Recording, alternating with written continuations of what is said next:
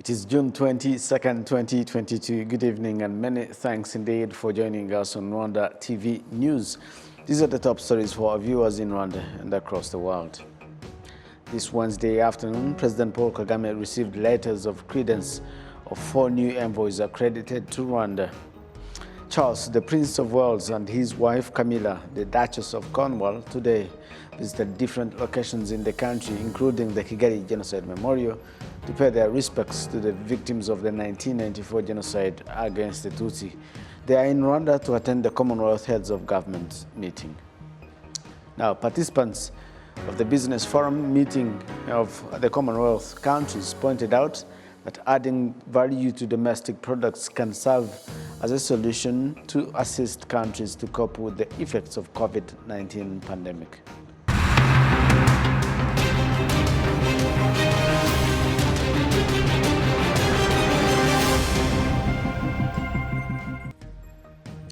Many thanks for joining us for tonight's broadcast. We trust you're doing well. Now, I'm Ethan Teshobe. You're watching RwandaTV News live from Kigali. We are on day 3 of the Commonwealth Heads of Government meeting here in Kigali. There's a lot of conversation happening, so if you want to be part of it, tweet us at RB Rwanda. You can tweet me as well at Ethan Teshobe and let us know what and how it's going for you and what you think about this Commonwealth Heads of Government meeting and how you've seen it so far. Let's look at what is making our news tonight. This Wednesday afternoon, President Paul Kagame received letters of credence of 4 new envoys accredited to Rwanda. Now, they include the Ugandan High Commissioner, Major General retired Robert Rusoke, who expressed his country's commitment to resolve the issues that have been affecting the two countries in the past few years, in which he assured that the development of the countries in northern corridor of the East African community is going to be accelerated, while the other 3 envoys said that the partnership between Rwanda and their respective countries they represent will focus on trade, education, health, and development. Betty Mutoni kicks off tonight's bulletin with this report. Among the credentials the President, His Excellency Paul Kagame, received from the new envoys to Rwanda was His Excellency retired Major General Robert Rusoke of Uganda, who noted that his country is committed to continue its relations with Rwanda, especially since the two countries are brothers and share common history, even though in the past few years the relationship was not good. He also expressed his country's commitment to accelerate joint projects in the countries of the Northern Corridor, like railway transportation, electricity distribution, petrol pipelines, and more. The minor tribulations we have experienced in the last 2 years should be in the dustbin of history, so that we can focus on the mutual regional strategic security and development issues in order to secure the fate and future of our generations to come. Those tribulations should never have been there in the first place, and we should work as much as it takes to ensure that we will get them to where they should be, in the dustbin of history. The projects like the Northern Corridor integrated projects should be our point of focus. The Uganda High Commission in Rwanda will avail itself to work tirelessly to ensure the relations of our sister countries are maintained and consolidated to the extent possible, and any simmering issues are brought on the table for discussion and resolution. Others who presented credentials to the President include His Excellency Mezaki Bedijo of Algeria and His Excellency Bediako Asare of Ghana. The 2 envoys emphasized that their priorities include supporting the functioning of African Continent Free Trade Area for the benefit of the continent. Nous avons beaucoup de choses à mener ensemble, n'est-ce pas? Mon ministre des Affaires étrangères était là vendredi dernier, vendredi, samedi. We have a lot that we can do together. On Saturday, our Minister of Foreign Affairs brought a message to the President of Rwanda from our President. This is a good sign of the good relationship between the two countries. Rwanda and Algeria, we all have a target. The future of Africa and our countries lie in our hands. Therefore, what is needed is focusing so that we achieve something. Il faut absolument la réorganiser, la revoir pour qu'elle soit beaucoup plus efficace et pour qu'on puisse ensemble obtenir des résultats. We cannot underestimate the impact that trade can produce on the economies of member states or maybe countries that are engaged in trade activities. And because of that, I think that maybe Ghana, this is where it's in Kigali that 44 member states signed the agreement, which resulted in its ratification along the line. So I'll push that we enjoy the support and the leadership of Rwanda, together with other like-minded countries who will be in a position to ensure the successful implementation of the CFTA. President Paul Kagame also received the credentials of the Apostolic Nuncio, Monsignor Arnaldo Catalan, who stressed that he will strive to ensure that Vatican's contribution to various sectors in Rwanda, including education, health, and development, continues. We are here for a long time. The embassy is here, and the relationship of Rwanda with the Holy See is very stable. And we pledge to continue the work that we have always been doing in terms of education and health, and as well in this process of reconciliation. And the Holy See is here to foster the integral human, especially in education and in health. It's a never-ending process, because you heal someone, you teach someone, but then you have to heal and teach someone else afterwards. So it's a continuing process, and we hope to be able to foster that relationship. Of the 4 envoys who presented their credentials to the President of Rwanda, 3 of them, that is those from Algeria, Uganda, and the Vatican, will be based in Kigali, while the High Commissioner Ghana will be based in Nairobi, Kenya. Betty Mutoni, RTV News.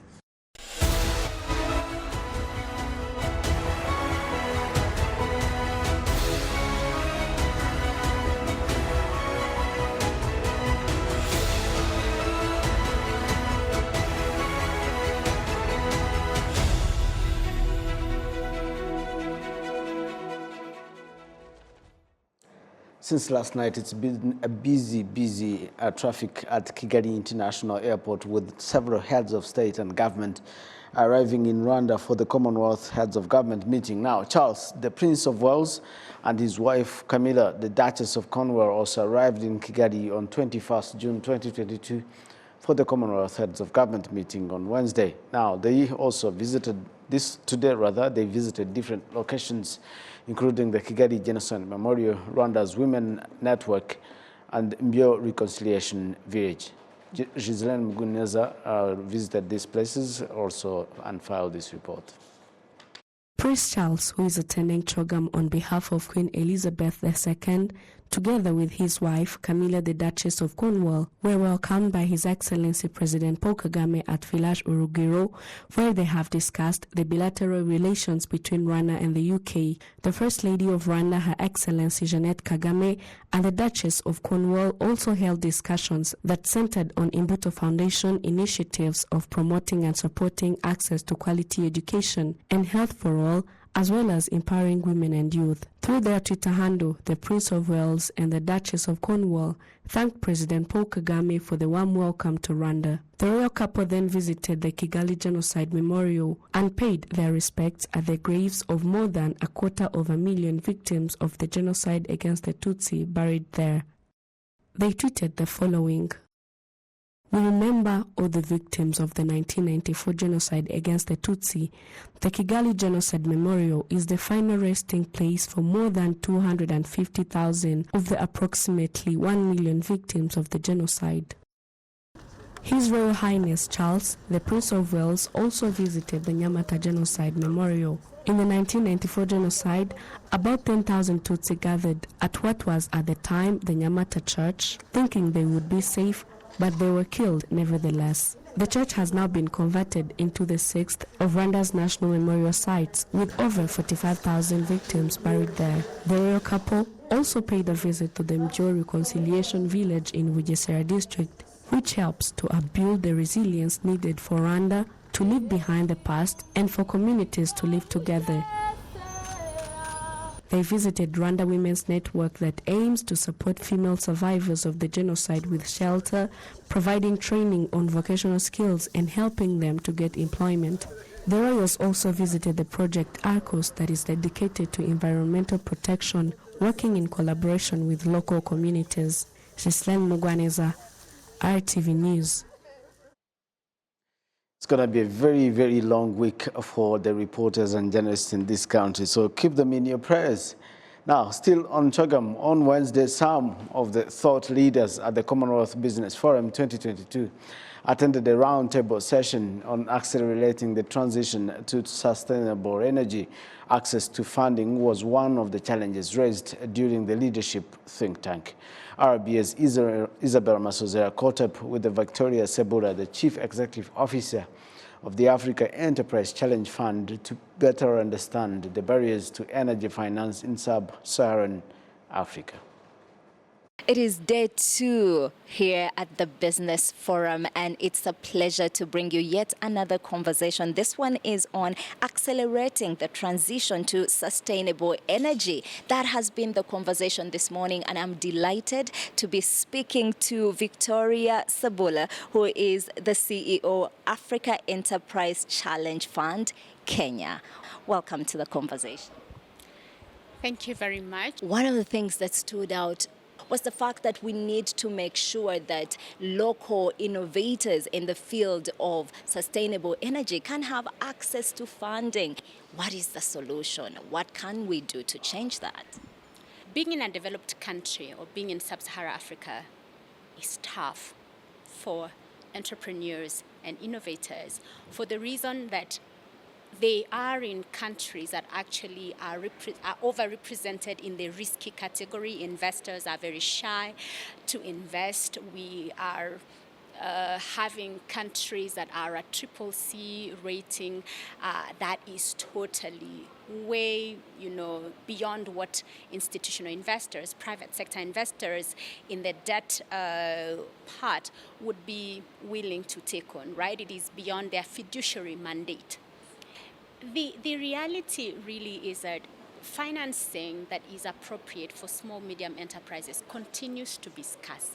We need to find more partners that are willing to come in and invest on SMEs, possibly say bank on SMEs and give up a bit of the returns that you're seeking for the sake of the objectives that we have in getting energy to be available to everybody. The thing that stood out for me was a very strong point that was made, somebody saying, cut the developing countries some slack. What can they do to position themselves to be investment worthy? I think as I mentioned earlier in the panel, some people have argued that this clean energy conversation can sometimes be a pretense game where sub-Saharan Africa governments are pretending to actually really want to go green, yet possibly behind the scenes they know it is impossible to go green and achieve the level of industrialization that is necessary for rapid economic growth.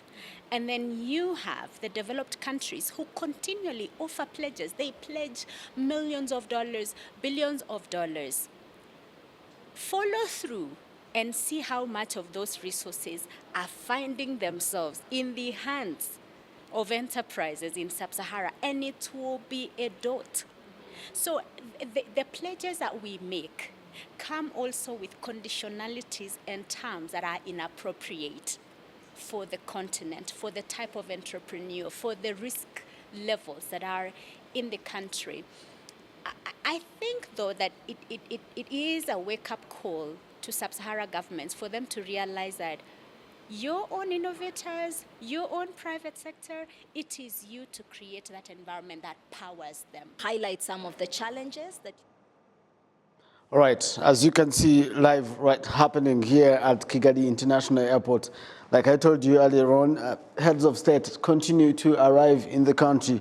We're cutting live to the airport, Kigali International Airport, as we've seen, and that's actually an official, the head of government from Botswana arriving at Kigali International Airport, and the many, many more that will be arriving later tonight, who will be here to attend the heads of government meeting of the Commonwealth. Let's continue, giving you more of the stories we have tonight, but of course continue following our social media platforms to get the latest of what is happening and who is arriving in the country and at what particular time they are arriving. And you can see, we'll keep following. Let's actually continue giving you this image as we wait to see who is stepping out of the presidential jet of the Botswana government. Yes, you can see officials are already lining up to receive the official from Botswana. And yes, someone is descending from the plane right there. And let's join Martina. Martina is actually at the airport. Martina, if you can tell us what is happening at the airport.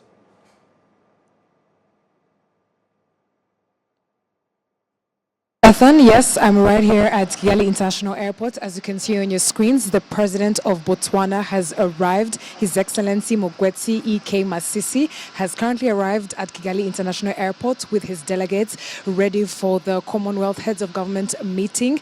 And the president is from Botswana with a population of 2.3 million and a land area of 581,730 square kilometers, which is also a landlocked country in the central area of South Africa. So Botswana joined the Commonwealth in 1966, soon after becoming a republic. And Botswana has a GDP of $17 billion US dollars. So as you can see on your screens, he has currently reached on the land of Kigali as he is going to be joining other heads of state ahead of the Commonwealth Heads of Government meeting. And earlier on, we were able to witness the arrival of Prime Minister of Canada, Justin Trudeau, as well as the Prime Minister of Cameroon, Dr. Joseph Ngute, and as well as the President of Nigeria, President of Ghana, President of Namibia, as well as the President of Guyana. And Botswana's president has been welcomed by Francis Gatare, who is the senior advisor. And as you can see on your screens, he has currently arrived, and it is amazing news because all throughout the day we were able to witness the arrival of different heads of state ahead of the Commonwealth Heads of Government meeting. So, Ethan, that is the scene right here at Kigali International Airport. All right, you can hear quite a number of officials arriving in the country, the heads of state arriving to attend the Commonwealth Heads of Government meeting here in Kigali. It's been such an eventful afternoon, and more of the officials will be arriving later tonight and tomorrow morning to attend CHOGM 2022 Rwanda, or rather CHOGM Rwanda 2022, that will be happening here in Kigali and continues to happen. It's actually started with the Youth Forum this weekend, and now we also had the Women's Forum and the Business Forum, and it will be followed by the Ministerial Forum, and then we continue into the Heads of State Government meeting. Let's continue with our news tonight. Participants of the Business Forum meeting of the Commonwealth countries point out that adding value of domestic products can serve as a solution to assist countries to cope with effects of COVID-19 pandemic. This was reiterated on the second day of the Business Forum of the Commonwealth Heads of Government meeting, Business Forum here in Kigali. Olive Nete has this report. Delegates are discussing about what can be done to bring about changes in the transportation of goods and adding value to domestic products to deal with the effects of the COVID-19 pandemic.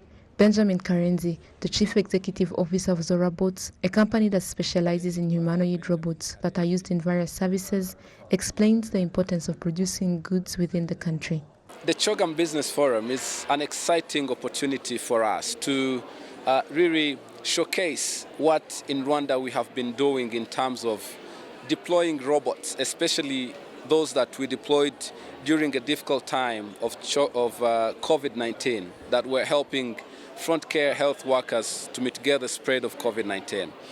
But also, we have other robots that are meant for education.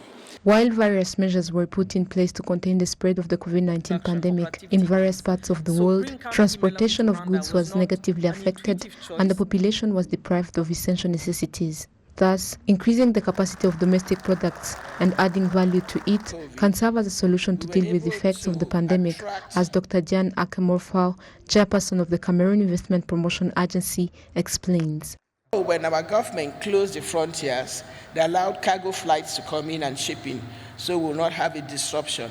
But of course, if our partners were facing disruptions or shortages, their local economies took priorities over ours. Rice, for example, is a staple food in Cameroon. He has mentioned that. We had been looking at increasing the amount of rice we grow locally. And government and the IPA have been looking at attracting investors, working on import substitution. But it was an eye-opener. At the beginning, we were looking at it more to redress our balance of payment deficit because of our heavy reliance on imported rice. But with the shortages, we realized that there were certain areas where, as somebody said yesterday, we had to do it ourselves. We cannot continue relying heavily on foreign investments. We've got the talents, in agriculture, we've got the land, so why not try to work? But in this respect also, we need partners who would come in with real transfer of technology. The Executive Director of the East African Business Council, John Bosco Kalisa, notes that financial institutions should support people in the private sector to find loans so as to support their business operations. So our recovery agenda is built on value addition. We need to add value. We need to add value to our products. We need to add value to our services. We need to be competitive. We need to be innovative. We can only do that by addressing or removing those binding constraints to trade. Such a binding constraint that has been discussed fully is access to finance. We've been urging the banking sector, to ensure that they reduce or relax the conditionalities for the accessibility of finance, especially for micro, small, and medium enterprises. I'm happy that Equity Bank is championing that. I'm very happy that African Development Bank is doing that. I'm happy that Afrexim Bank are keen and able to work with us, East African Business Council, to address those barriers that related to access to finance. The Chief Executive Officer of the Development Bank of Rwanda, Kameta Pichet Sainzoga, points out that the government established an economic recovery fund to support businesses that were negatively affected by the pandemic. If you look at the World Bank reports, between 1990 and 2019, if I'm not mistaken, the number of jobs that have been created in Africa for manufacturing have tripled. The value addition share has remained constant. What does it mean? I think my colleague from Cameroon mentioned it. There's been a lot of growth in manufacturing, but very little in value addition. And I think that's a major issue. So part of what we're doing with these funds, the export growth funds that you mentioned, and the economic recovery fund, is really trying to think, how can we integrate Rwanda into the global value chain, but in a way that is focused almost solely on value addition. Delegates of the Business Forum from various countries that makes up the Commonwealth will exhibit their products, and this is viewed as an opportunity to expand business cooperation. Olive Nete, RTV News. Thank you, Olive, for that report. Now, youth that took part in discussions organized by the Rare Institute for Children, Peace and Security said that they are committed to protecting children from all forms of war and conflict that still exists in some countries in the region. Innocent Mugabo has this report. These include some who are at university and stress that regardless of the fact that they live in Rwanda, which is a peaceful country, it is still necessary to contribute to improving security in their region. There are things we say in presence of our children, yet we are not supposed to. So my responsibility as a youth is to make sure that I fight against it. President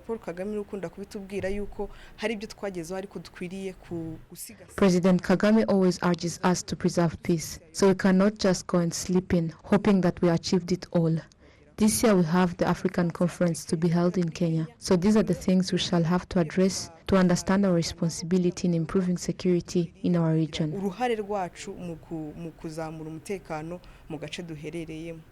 Captain Alexander Ikuzo Abia of the Rwanda Defense Force notes that their contribution to fighting and preventing this issue is at an international level. The RDF has mandatory trainings that they do for all troops that are deployed in peacekeeping operations, both for police and the army, We make sure that we're training our individuals, our troops, to be able to identify and handle children in armed conflict in the right way, to be able to integrate them back into society once they're identified, and to prevent the recruitment as well at the policy level for RDF. General Romeo Dallaire, who virtually took part in the discussions, reminded the international community to consider the importance of children and work towards protecting them from conflict. The Minister of Youth and Culture, Rosemary Mbabazi, says that Rwanda will continue to work with the Institute in promoting a culture of peace around the world. As a country that is a post-war and conflict and post-genocide against the Tutsi, we know what it means not to have peace. And as a nation, every strategy we are putting in place is to have a secure nation where every child and youth have equal opportunity. So as a nation, we are looking forward to a prosperous nation and where every child is given an opportunity and safeguard a child or youth going into anything that is destructive and that can destroy their future. The discussions were aimed at enhancing the role of the youth in peacekeeping and child protection. Innocent Mogabo, RTV News. During a Commonwealth Business Forum, various strategies to revamp the economy were discussed, including the global challenges due to COVID-19 pandemic. One of the issues at the forefront on how importation costs are affecting market chain, hence opting to import from the nearest stations. Foster Mbundu, the executive chairman of the MFK Group, encourages business owners to collaborate and work with regional markets. We have learned that, especially lessons learned from the pandemic, as somebody said yesterday, do not let a crisis go to waste. What have we learned from the recent crisis? I think let's all work together to build efficiencies in what we do, to be able to use markets that are in close proximity so that we can be ready for challenges that will come. We will always be having different crises coming in future. But I think the best thing is to work together, to build our efficiencies, and as you said, let's try to tap the regional markets, because those regional markets already have certain frameworks that are in place that are supposed to be facilitating business anyway. There have been other phases of this industrial revolution, but this one is within our reach. It's all digital. It's talking about digital solutions, digitizing the economy, digitizing trade, digitizing our processes. And if government can put the infrastructure in place and the businesses do the solutions, and we have those two working together, we should be able to tap as much as we can to build so much from this revolution and grow our economies. And for that matter, the African Continental Free Trade Area can leverage this advantage and build the economies stronger than ever before. It's a wrap for today. On behalf of the entire news production team, many thanks for your company tonight. Commonwealth Heads of Government meeting continues, and there's no place to find the latest updates rather than sticking here on RwandaTV and following our social media platforms and, of course, our website www.rba.co.w to find the latest information about the Commonwealth Heads of Government meeting happening here in Rwanda. From me and the entire news production team indeed, I will say good night. Until next time, bye for now.